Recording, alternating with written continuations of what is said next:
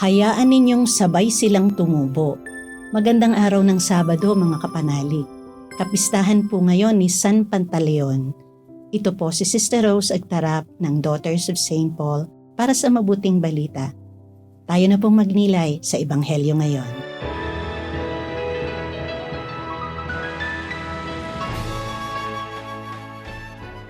Binigyan ni Jesus ang mga tao ng isa pang talinhaga. Naihahambing ang kaharian ng langit sa isang taong naghasik ng mabuting buto sa kanyang taniman. At samantalang natutulog ang mga tauhan, dumating ang kaaway. Hinasikan nito ng masasamang damo ang taniman ng trigo at saka umalis. Nang tumubo ang mga tanim at nagsimulang mamunga ng butil, naglitawan din ang masasamang damo. Kaya lumapit sa may-ari ang mga katulong at sinabi, Ginoo, di ba't mabubuting buto ang inihasik mo sa bukid? Saan galing ang mga damo? Saan nga ba galing yung mga damo? Sinagot niya sila. Gawa ito ng kaaway. At tinanong naman nila siya, Gusto mo bang bunutin namin ang mga damo? Oo nga, bubunutin ba namin? Sinabi niya sa kanila, Huwag. At baka sa pagbunot nyo sa mga damo, mabunot pati ang trigo. Hayaan nyo na sabay silang tumubo hanggang anihan. At doon ko sasabihin sa mga mag-aani, bunutin nyo muna ang mga damo at bigkisin para sunugin at saka kunin ang lahat ng trigo at tipunin sa aking kamalig.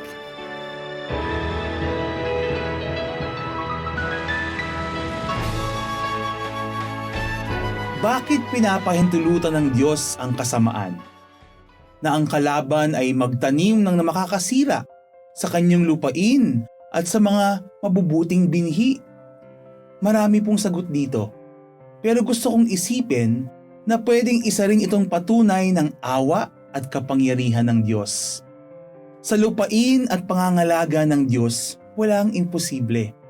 Sa kanyang lupa, kahit ang damo ay maaaring maging trigo. Sa kanyang pag-aaruga na nakikinabang pareho ang mabuti at masama, maaaring magbago ang anumang tila di maganda o maaaring walang pag-asa. Ang Diyos ay may kakayahan na baguhin ang ating mga puso at gawin tayong bago. Maraming beses sa ating buhay, maaaring pakiramdam natin na tayo ay mga damo. Walang halaga at nakatagdang itapon. Ngunit ang talinghagang ito ay nagbibigay ng pag-asa. Sa ilalim ng pangangalaga ng Diyos, tayo ay may pagkakataon na magbago.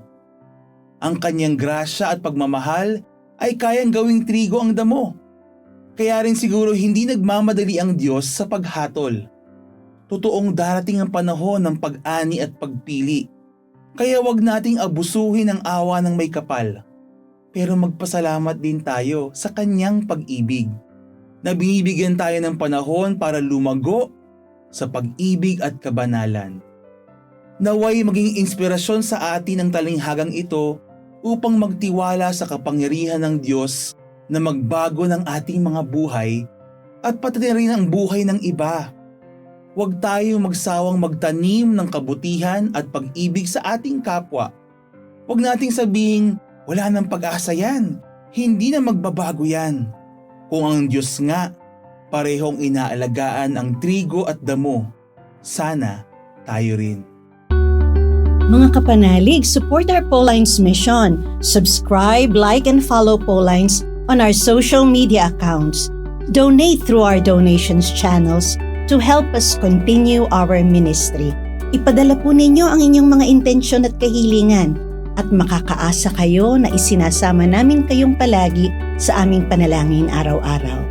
Ito pong muli si Sister Rose na nag-aanyaya sa inyong manalangin kasama ni San Ignacio ng Loyola.